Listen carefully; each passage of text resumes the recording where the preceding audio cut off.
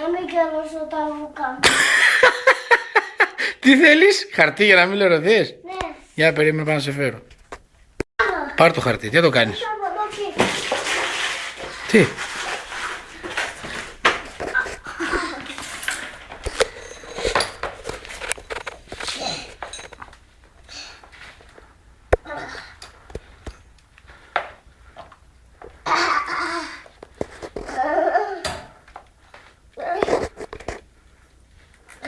Τι κάνεις εκεί?